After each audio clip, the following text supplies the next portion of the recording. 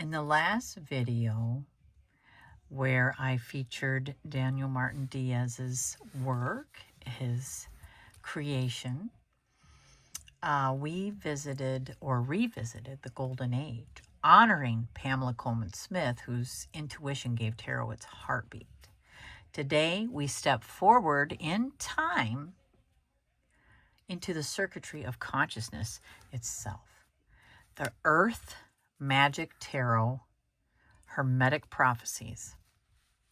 This deck is a collaboration between artist Daniel Martin Diaz and writer Maria Snebjörk Damkjær. I'm not sure if I said that right, but two visionaries bridging art and spirit, science and soul. Here, the alchemy of the ancients meet the pulse of technology. Every line, every symbol feels like a prophecy drawn in light, a reminder that Earth, too, is a living oracle, and that the magic we seek has always been within us, patiently waiting to be decoded. I hope you stay with me.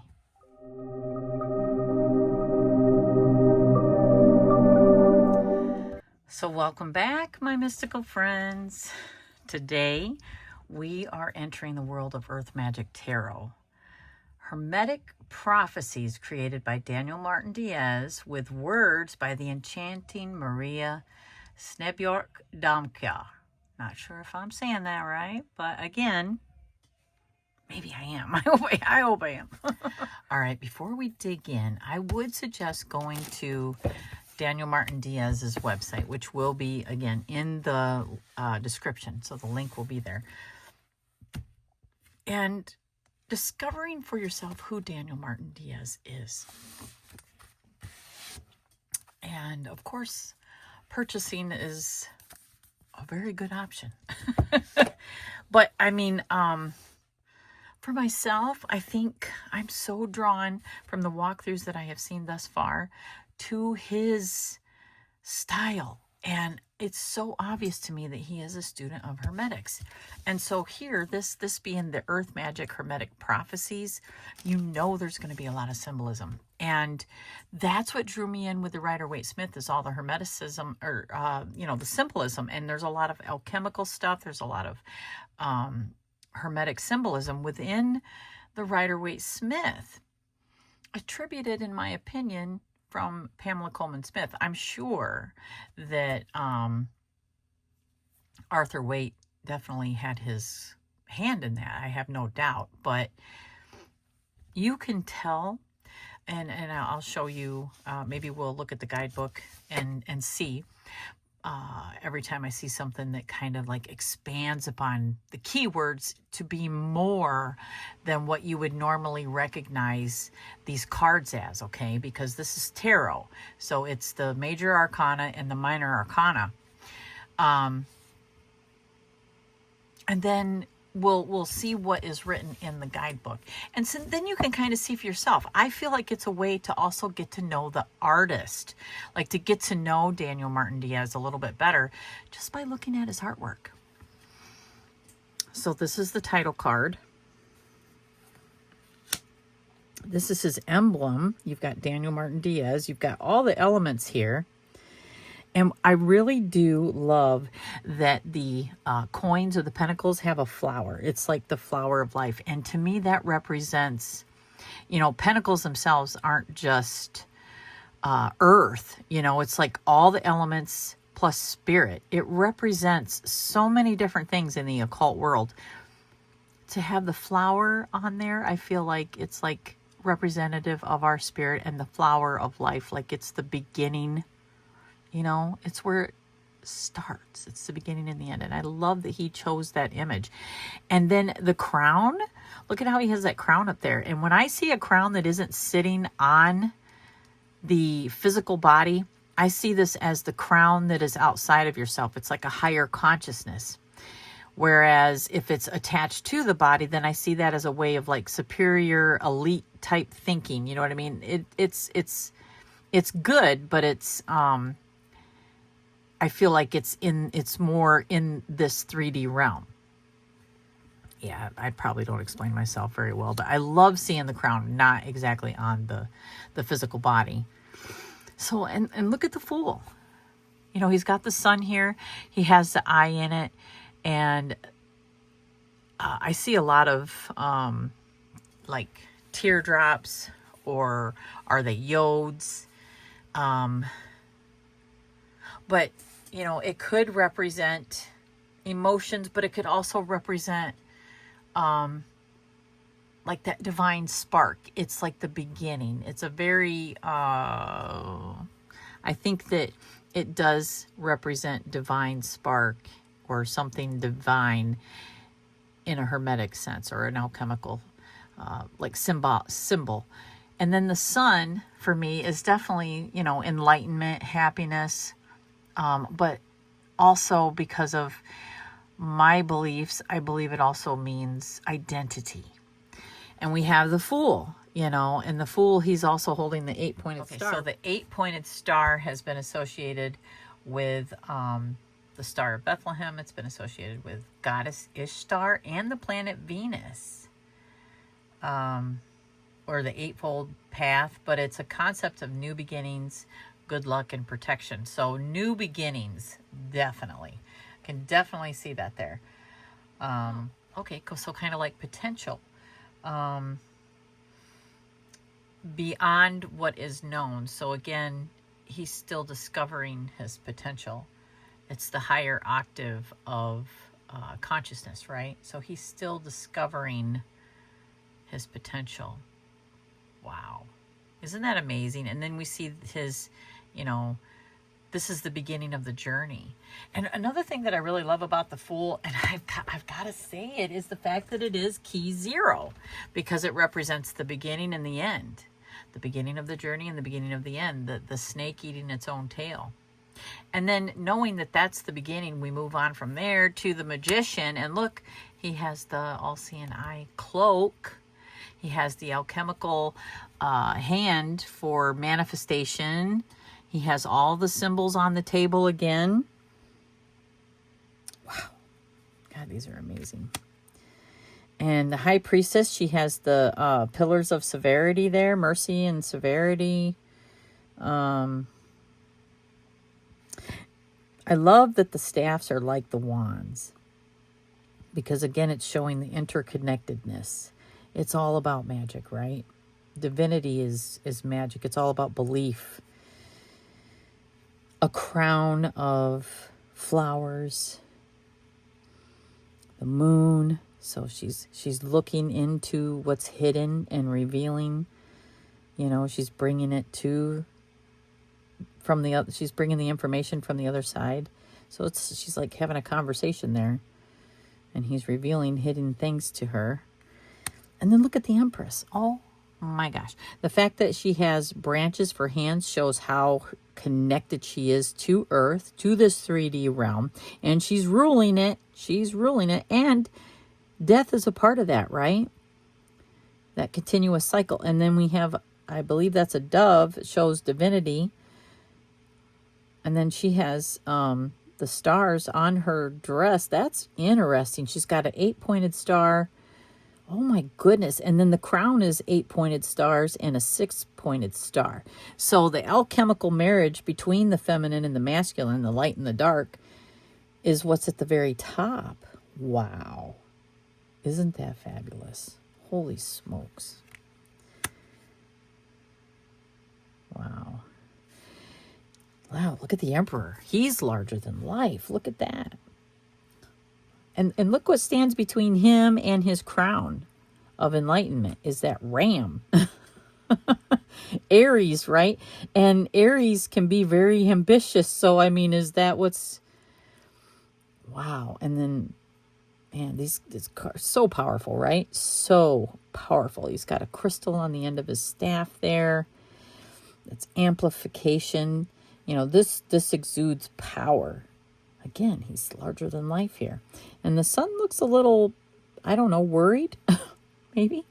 And that again, if that's enlightenment, if that's his identity, his ego. Wow, that's... Whew.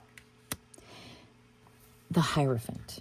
The Hierophant being a skeleton, for one, makes me think of that's you know, our body without the circulatory part of it, right? It's just foundation. It's that never dies. That, you know what I mean? It's like the flesh will fall away, but you still have those bones there, unless of course you're cremated. But you know what I'm saying. And then you got the keys. He's doing the benediction sign. He's got the 3-tiered crown, like Holy Trinity. Wow. And the staff is like what's in the RWS staff. It's got that 3-tier again, like again representing Holy Trinity. The keys to everything there. Wow, that's powerful. That's powerful too. I mean, look again. You got the sun again with the eye in it, and that yod or that tear, and then oh my gosh, that, I think the diamond is like a higher, like a new consciousness like thing.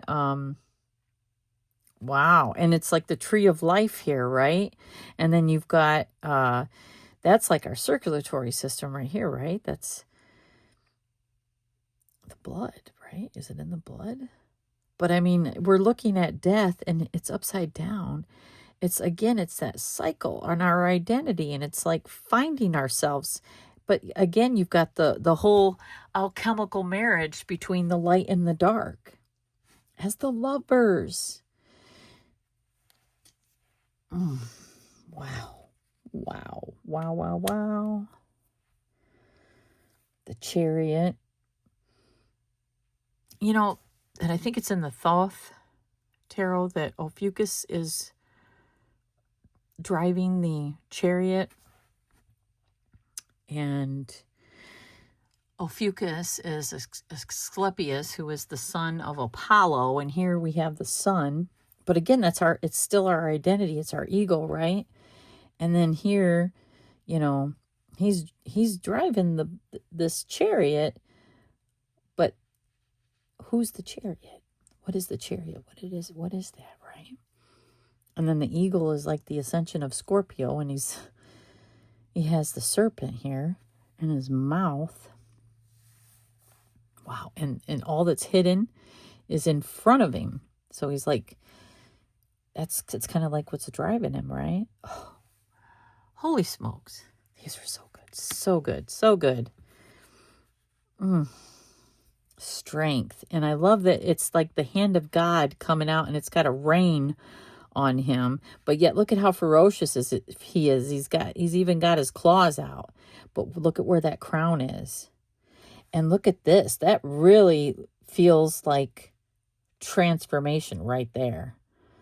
Right? Wow.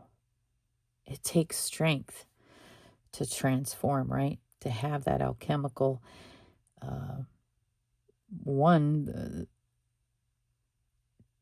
for a type of ascension. It takes a lot of strength. It takes a lot of reining certain things in. The Hermit. Oh, and the 6-pointed star, you know, like the 6-pointed star is also like the seal of Solomon. And he's like, so he's like searching for wisdom. It's just out of reach. He's got that still in the left hand, his staff, which is potential, right? So there's that potential. And then the candle lighting his way is on the ground. So it's like keeping him grounded. Is that a raven? Is that a crow? Wow. And then there's still so much potential. He's still seeking. And this one is amazing. The Wheel of Fortune, because, you know, I've seen many depictions of Christian mysticism on what the angels were described as. And here we see a wheel with eyes. You know, the Wheel of Fortune, and then we've got a snake, and again the all-seeing eye. But yet that's also like maybe Saturn. I don't know. That is just That's very interesting. It's also very, very cosmic. And then look at Lady Justice again. I feel like I've been seeing her a lot, you know, with Daniel's stuff, with the judgment that I have. I feel like, you know, she's blindfolded again. So Justice can be blind sometimes. But you've got the face here. Like this is what she's seeing. This is what she's seeking, right? Because she's blindfolded here, but here's her face. Or is this where she's looking? And I love that the sword is wavy, because the sword is that mental plane, right? But the crown is over here, and she's looking over here. Man, I'll tell you what. This deck needs to be studied. It needs to be studied. Wow. The Hanged Man. The Hanged Man. He's got all the characteristics of the Hanged Man from the Rider-Waite-Smith. But here I see more of maybe the Christian aspect, you know. I mean, look at where the arrows hit. And then, you know, wow, yeah, exactly. That ultimate sacrifice. But what is it for? You know, death. That makes sense. It's only a matter of time. We got Scorpio here. And then, you know, it's a foundational thing, right? Transformation. Wow, that's a good one. Temperance. And here she's larger than life. Wow. Wow, that's, yeah.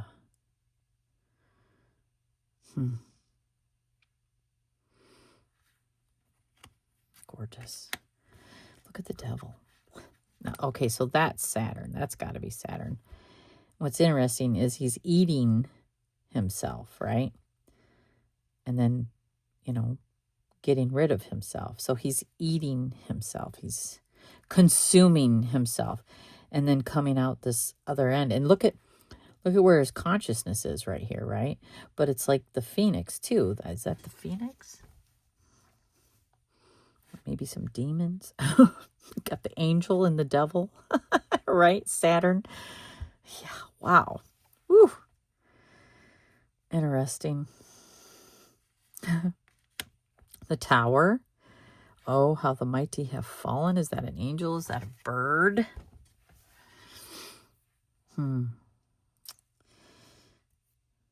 But the crown is up here. The crown is still something that is able to be achieved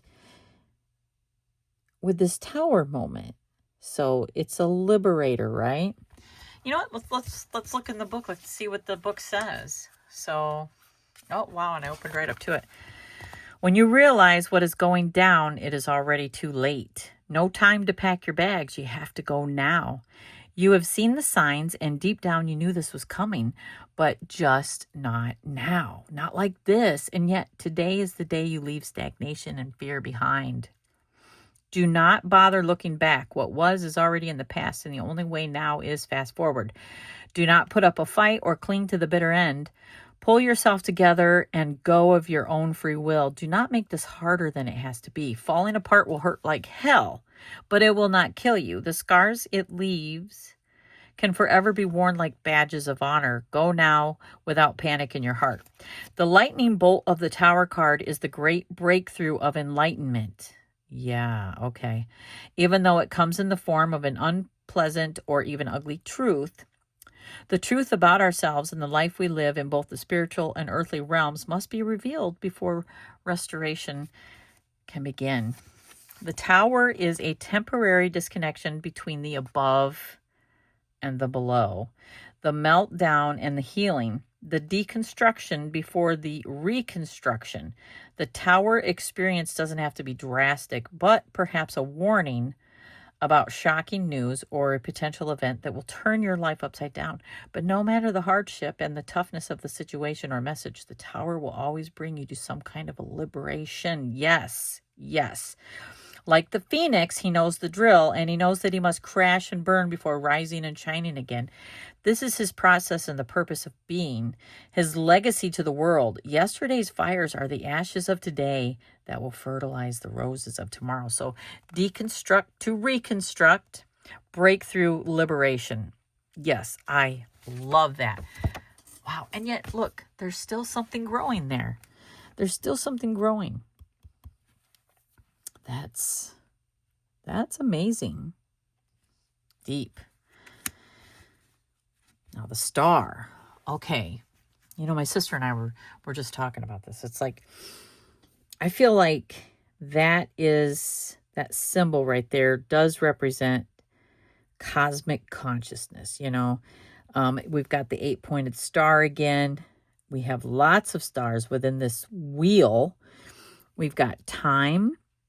We have a dove, and it looks like a vessel, and it's pouring something out. We've got, you know, clouds. So, I mean, is it hope? Or are we talking about something even deeper than that? I want to look in the guidebook again. So what does the guidebook reveal about the star? So we are all made of stardust. Yeah. The minute we were born, our destinies were written in the stars of the night sky. What was meant to be ours will always find its way to us. We cannot escape our destiny, but the journey toward the destination is our own. There are no wrong turns on this path, and we will reach our destination in time, no matter what detours and obstacles we encounter along the way. Trusting our intuition to guide us on this path toward enlightenment and serenity is paramount. The ecliptic shapes of planet Earth, the moon, as well as the pupil of our eyes show us that we are the universe and the universe is us. Okay, so it's like an eye. Everything is connected and everything makes sense on a cosmic level. Absolutely. The star clears the heavy mind clutter and liberates us from negativity and antagonism by illuminating a path forward filled with hope, faith, and divine support. The 8-pointed star is a gift of divine light and appears to remind us that our spirit guides are ever present and divine guidance is always within reach.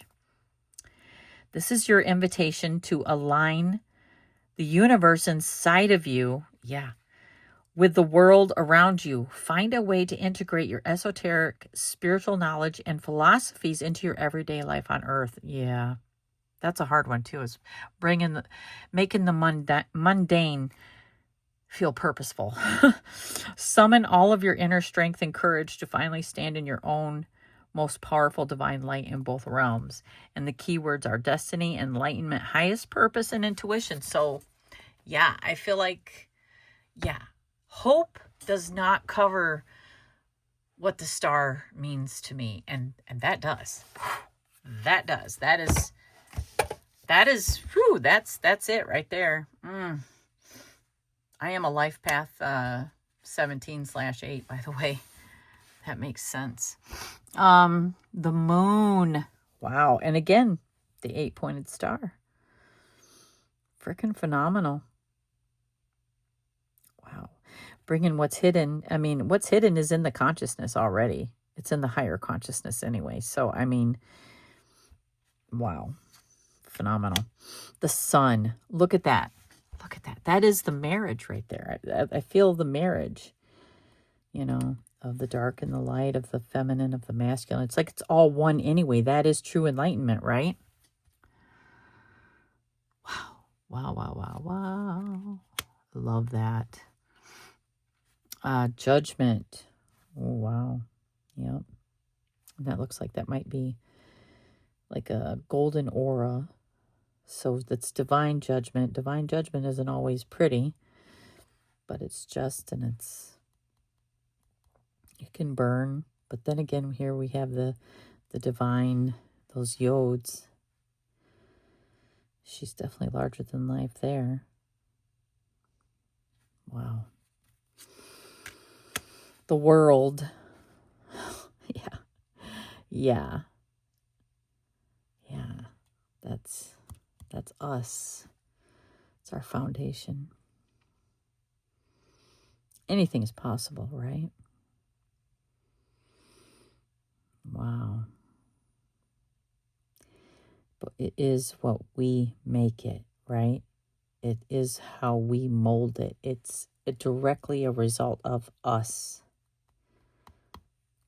Wow, yeah. Ace of Wands. Wow.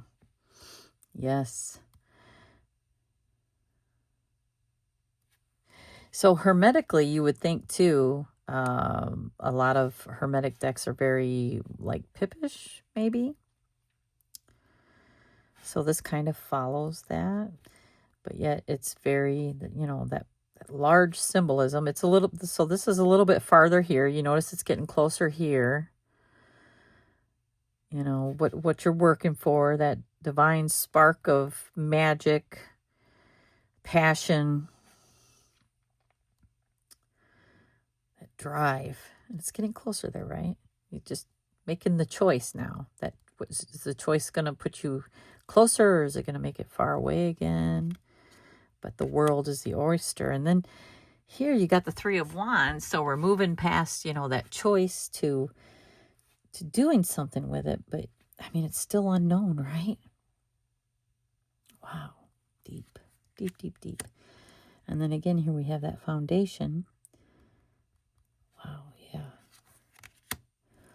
I love this. Okay, I really do, because it holds true to that, how I see the Five of Wands. It's they're all touching each other. So it's that cause and effect, but it's larger than life, you know, that kinetic energy. You know, it's like that quantum entanglement, you know. And wow, yeah. And the Six of Wands here. Look at this. That shows how temporary it is. I mean, look, he's standing by himself right here. And this could burn it down at any time, but yay. We got something to celebrate here, right? Wow. Awesome. You know, let's see, because I'm pretty sure. Let's look at the 6 and 7 of Wands there. So see what the keywords are. So the 6 of Wands, victory, accomplishments, celebration, prototype. Yeah. Yeah, I love that, because, you know, that may or may not work, right? And we might fail, but yet let's celebrate right now, because we're at a good point. Wow. Yeah, that's awesome. So, and then the 7 of Wands is defense, awareness, struggle, and stress. Ooh, yeah. Yeah, which it's very pippish, but I mean, yeah, again, it's that kinetic energy. It connects us all, right? Oh, I like that. It says, trying to control everything is a constant battle you will surely lose. Be careful not to get caught up, or to get yourself all tangled up in a position where there is no going back. Yeah. You ever tried to untie a shoe that is in a knot and you just pull it the wrong way and the knot keeps getting tighter? Yeah. Yeah. 8 of Wands, that, yeah. 9 of Wands, yep. Yes. 10 of Wands. Yeah, I don't see this, excuse me, like burdened, but I can, you know, it's kind of pippish again. But I do like the hand there. He's like still trying to have some type of semblance of control. And then these are on top. That's interesting. Page of Wands. Yeah. Yeah. Isn't it interesting that they have these they have a crown of like earthy, or something earthy flowers. And again, his is it's growing out. But he's full of it, right? He's growing a lot. But look at the horse. The horse don't look too well, does he? That's interesting. Huh.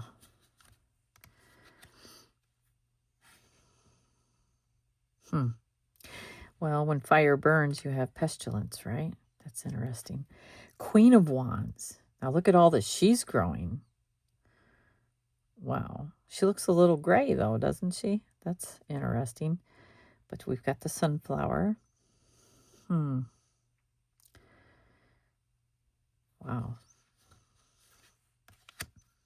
Ooh, King of Wands. Wow, look. I mean, I feel he's reaching, right? He's reaching for that. And as he's reaching, there's all these temptations that he's ignoring because that crown is right there. Or is he ignoring it? Because it seems to be entangled in it a little bit, right? But he's definitely reaching for that. At all cost, looks like. It's like, I'm going to get it. I am going to get it. The Ace of Cups. Feels very reminiscent, doesn't it? Yeah. I love it. Look at the Two of Cups there. Oh, yes. Like DNA. The Staff of Asclepius, you know.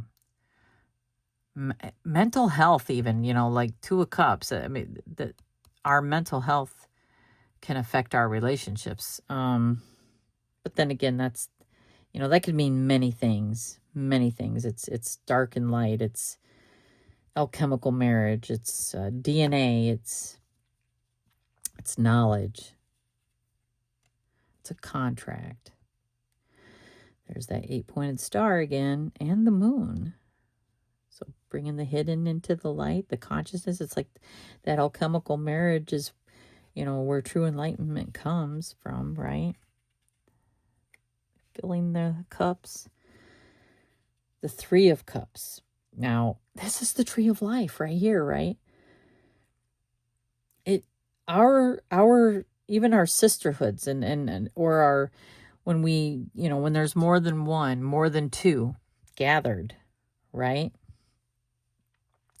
There's enlightenment there. There's temptation. There's all the things that can happen, right?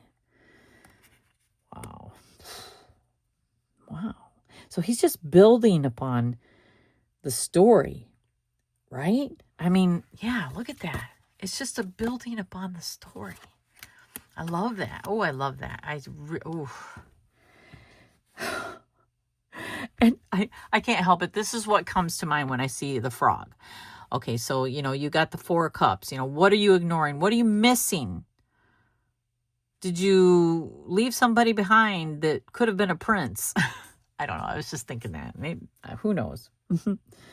But that is, yeah. I like it. I like it a lot. Five of Cups. Very, yeah. Wonder what he's holding there. Is that another part of a branch?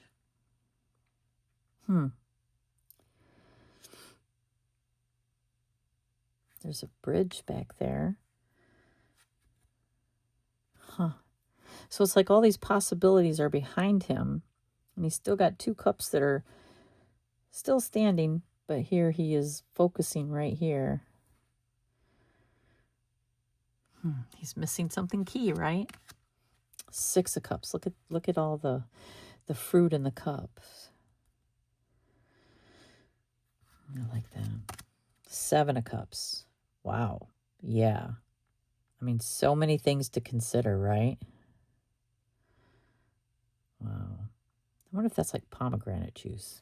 It kind of looks like that, doesn't it? Or is it supposed to represent blood? How about we look and see what Seven of Cups say? Okay. So Seven of Cups. Being spoiled with many options is emotionally overwhelming and can paralyze you from making a choice at all. Yeah, that's truth. Transformation, insights, power, passion, structure, freedom, or emotional depths. It's not possible to have it all at once at this point, so make your choice. Tune into your intuition, ask your gut, and then pick your flavor and add the rest to your wish list. This card could also indicate that you are a bit of a daydreaming introvert, the type who fantasizes about everything you want to experience and all the places you wish to visit but never get around to doing it because you're too occupied with reading or writing poems about it. Oh my, yeah. Having a vivid imagination or a lively internal fantasy world are great qualities, especially if you actively go out and explore the world. visit your dream destinations, or experience some of your fantasies too, to simply enjoy life and gather inspiration to spice up your daydreaming on your return. If you choose to stay at home and only explore your inner world of fantasy, you might end up as a wallflower or a lone wolf full of regrets and bitterness. So it's choices, dilemmas, confusion, and imagination. That pretty much stays true right there. Yeah, so that could be emotional depth, insight. It could be any of those. Insights, passion. Eight of Cups. Yeah. It's kind of pippish, but yeah. Nine of Cups. Ooh, now that's interesting. Look at her crown. Look at her crown. She's kind of like, I mean, maybe High Priestess here, you know? She's slayed her demons, and she's larger than life. Oh, look at her. Again, she does kind of, with the occult symbols and stuff, it's like High Priestess, it's kind of telling you how she got there, right? How she manifested her dreams. Yeah. 10 of Cups. Now, this one's really interesting. That whole black hole sun comes to mind. Wow. Again, it's the ending of something and the beginning of something new. And you have the cups that are mirroring each other. So again, light and dark, shadow and light.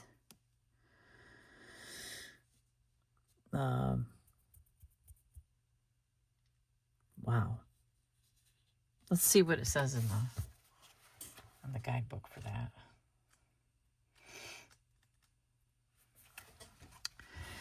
So you've reached a higher level of emotional satisfaction and fulfillment. A circle has finally been closed, and now a sense of peace, gratitude, and tranquility sets in. Perhaps you are at the end of a long journey of self-development, spiritual awakening, or healing, or maybe the journey is ending or another has just begun. Yeah, exactly. The 10 of Cups marks a big change in how you perceive, experience, or feel about your emotional or spiritual life. You have done well, connected the dots, and reached the top. But there is no resting on any laurels here. Once you've crossed the finish line, the obvious question must always be, what's next? Because once you reach your goal, it's natural to feel empty, lost, or confused. Yeah, because there's only one cup that's upside down, right? What will now fill your days and mind to provide energy and motivation? I think I probably skipped a sentence, but so it's telling you to start again. You to start something new. So completion, gratitude, fulfillment, perfection. Yeah, exactly. It all starts and ends with you. Yeah, wow. That's a pretty powerful image, even though it's, it's kind of pippish again, but wow. Holy smokes. These two cards. Wow. He's got that ring of fire. Page of Cups. Oh, he's totally consumed here. Wow. Magic can do that to us, right? Our passions can do that to us, right? If we don't, find a way to channel them or control them, have willpower. But is that bad? It's just the beginning, right? Now here, that's interesting. So the Knight of Cups.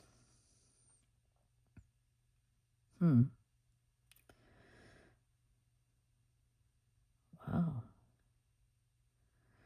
I see that the whole messenger aspect definitely in this card. Isn't it interesting that he holds a tree branch, and it's not, it's branching off. He's even got a, animal skin as a helmet, so he's emotional, but yet he's still grounded, even though the horse only has these two on the back. So it could go both ways, right? But he needs to stay grounded. It's like, and he knows that. He knows it. Queen of Cups. She looks anxious, kind of. And her crown is leaves also. Interesting. King of Cups.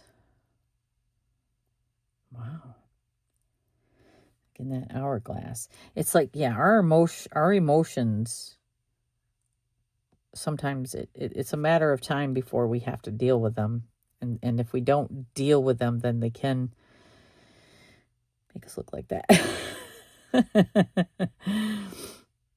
Oh, and look at where the crown is here. That's interesting. Wow. It's exciting. It's just exciting to look at these. I love how the swords have some wavy swords and some straight swords. Because if that's the mental plane, you know that our thoughts waver, right? Yeah. And potential. Again, that's our left hand. Wow.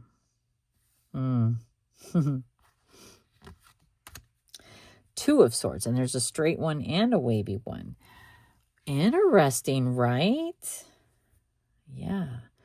What's hidden? What's hidden needs to be dealt with, right? Needs to be dealt with. Those demons need to be slayed. Why are you at this crossroads? What is it that's keeping you awake at night? Possibly. Something you've got to contemplate. Maybe there is a demon that needs to be slayed. Or a beast of some sort. Three of Swords. That's pippish, but yeah, it's pretty. It hits home. Yeah, that betrayal does burn like hell. Yeah. And look, there's Saturn. That's interesting. Four of Swords. Wow. Yeah.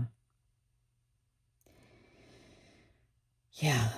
That can get the best of you. Those wavering thoughts. You know. And you're not present, right? You need to rest because you're not really present. Interesting. Five of Swords. Yeah. And the flaming sword. Yeah, that's that triumphant. Again, it's like, yeah, I'm the winner. But at what cost, right? And then the Six of Swords. And again, you've got those wavy swords, but you got a pretty good balance here. But you're, sailing away. Sailing away. And he's got that's interesting. Seven of Swords. Yep. Pippish, but again with the wavering thoughts there. But there's only one at this point. But it's enough to steal it away, right? Eight of Swords. Wow. And look, it looks like she's cutting herself on that. And she's blind to it, right? And those are the wavering thoughts. It's the only one, but she's got a tight grip on it, and it's causing her to bleed, and she's blind to it. Yeah, that's a good one. Wow. Nine of Swords. And look at her eyes. I mean, we've got the moon representing all that's hidden or is at nighttime, and her eyes are dark. It's like she's definitely feels like she's definitely in a nightmare of some sort, right? Or she's attempting peace. That's interesting because she looks like might be a nun or something. I don't see any wavering thoughts in this one. That's, like I said, I would definitely study these. Wow, yeah. Look at the Ten of Swords. He's who was it that said, it only takes one sword to actually kill you, right? So it's like he's deliberately hurting himself. He's deliberately, but yet there's a light at the end of the tunnel here. There's still, happiness is still within your reach. it's still attainable. You know, so get rid of these things that are burdening you, that are killing you, because you're not a sacrificial lamb or animal. Wow. Page of Swords. And look, both of those are wavy. Interesting. Wow. I know I didn't mention this before, but I do like how he continues to number the court cards because I reset my cards all the time. And sometimes I just like to look at the top, you know, especially since I don't know the imagery of this yet. I'm definitely learning it because I've been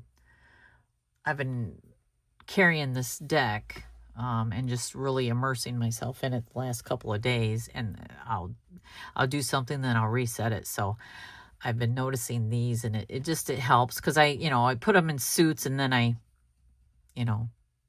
put them together from 1 to 14, right? Yeah. And there he's got wavering and straight. Queen of Swords. Oh my goodness, because look at that sword. I sometimes the Queen of Swords is very bitey, with her justice and her truth seeking and protecting, and she will do it at all costs too. It's like, and that's that. Yeah, it's a justice, like, she's gonna, burn away what doesn't serve with cut it out, and whew. Yeah, she's a demon slayer too, or whatever. Or she's got him under control, put it that way. Or does she? I don't know. That's something to contemplate. Look at the King of Swords. With that at the top, that's on his crown. That's his crown. And is that Saturn?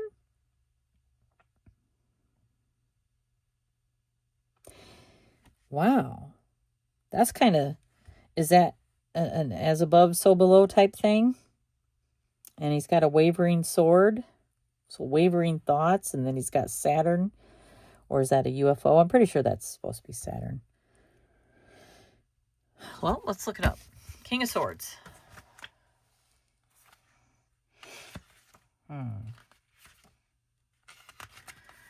King of Swords.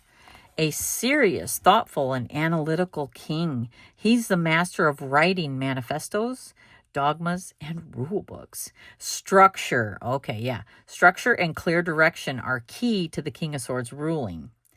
His mental acuity cuts to the bone, and he'll always find the right, fair, and logical solution. With a deep connection to the occult forces that lurk below, he maintains his clarity of mind above. Oh, wow. Okay. Oops.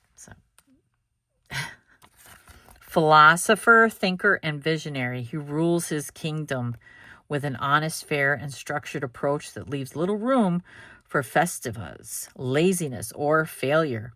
Chief commander and the architect behind the logical infrastructure and principles of justice his people live by.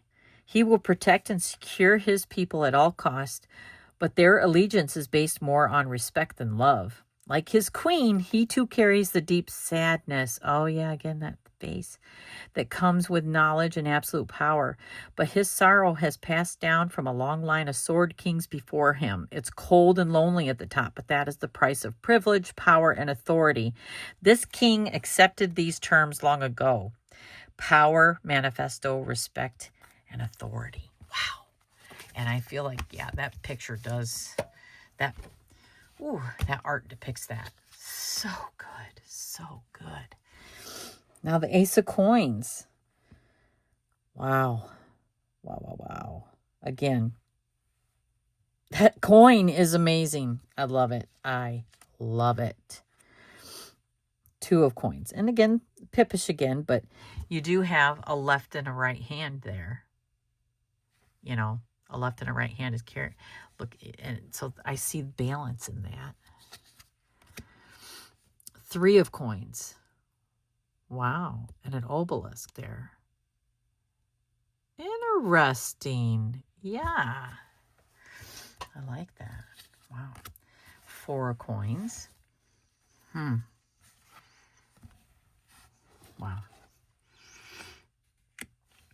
Five of Coins.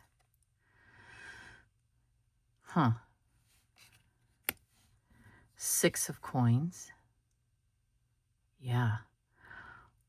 What weighs more, right? Our passion or what grounds us? But are we generous? What are we generous with?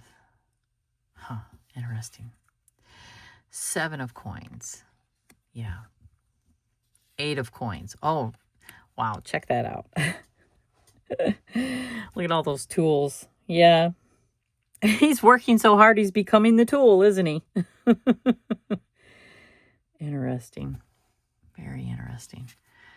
Nine of Coins. Look at that. Medusa. And so connected, right? Oh my gosh. And the knowledge that comes from it. She looks a little distraught. Wow. Okay.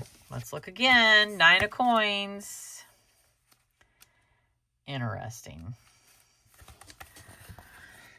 Nine of Coins speaks to a self-made and independent feminine embodiment of the earth, one who is not afraid to take the reins and be on top. At some point on this Lady of Abundance's journey, she decided she'd had enough of being bossed around and told what to do. She started living for herself by her own rules and principles, and she never looked back. So she set out on a quest for freedom, financial independence, and autonomy. And she succeeded.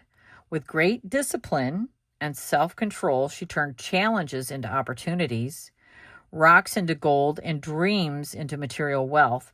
She is right where she dreamt of being, as the master of her destiny, and deliberately only answering to those who share her work ethic and support her vision and ambition. Wow. Through hard work and tough lessons, learned, she now knows how to create her fortune and riches, set her criteria for success, and live a life according to her personal manifesto and rule book. She has no regrets, but is fully aware of the sacrifices made along this sometimes lonely path of independence. And for this reason, she allows herself plenty of time to enjoy the fruits of her labor and just bask around in her garden of abundance. So self-made, independent, success, and abundance. So this shows somebody who is weary, and she's carrying this knowledge, right? She's extremely connected to, earth, extremely grounded and wealthy, because she knows she's the reason. But could it be lonely where she's at? Could it have taken a little bit of a toll? That's just really, wow. 10 of Coins. Wow. Yeah, community. It's just the 3 again. That's interesting. Page of Coins. Wow, look at how much larger than life he is. Wow.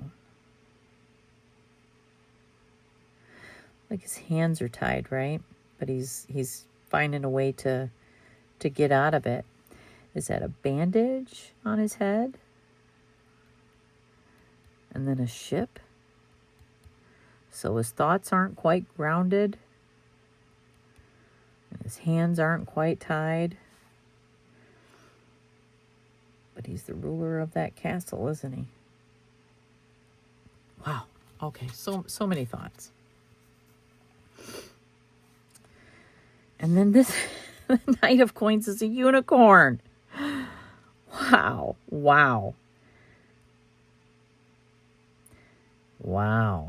Because manifesting, hard work is also magic. You know, you believe in what you're doing. And he's probably slayed a demon or two. Wow. Wow, wow, wow. Queen of Coins. Yeah. And then there's that look again.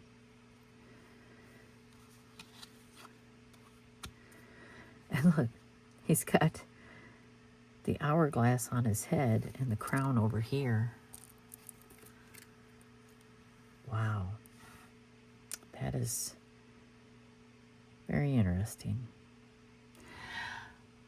This is extremely long. I'm so sorry, but I was so excited. I don't, you know, this is going to be really long. I'll tell you what, it's going to be timestamped, but let's at least do one pairing. All right, first, I love that it's linen. Let's take these out. And again, it is the same size as the Golden Age Tarot that I just did a walkthrough of, but smaller than, or I mean, it's bigger than the standard.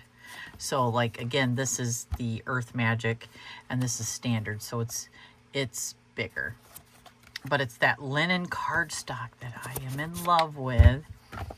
The fact that it is a little bit bigger, it is a little bit harder for me to shuffle,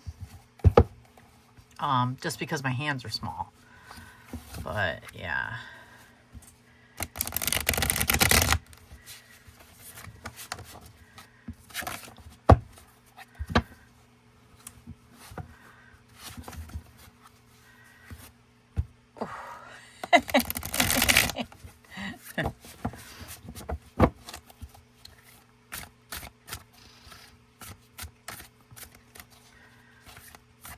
All right.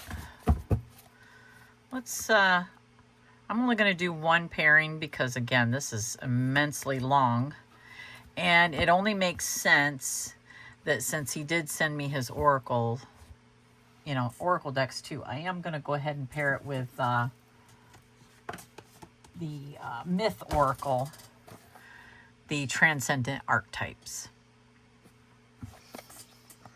So we got Five of Wands, Enigma, and King of Swords. Wow. Obviously, you know these are going to pair well. Just to show you, you know, I mean, his artwork, I do like the fact that this is like, this is just, looks like an ink or pen and pencil. It's just a sketch, right?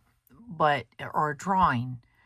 It's a drawing, and these have color, but I think they still look freaking fabulous together. Ace of Swords, Continuum, and Queen of Swords. Woohoo! Yeah. Yeah, that's... Yeah, we can get stuck in our own way of thinking, can't we?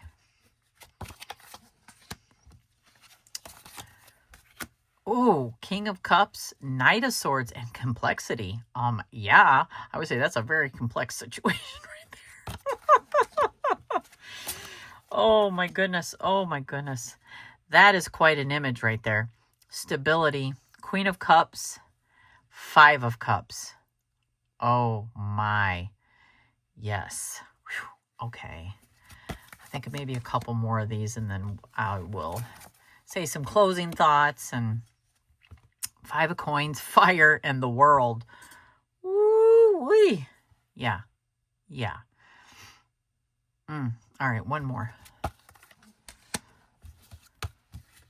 Oh my.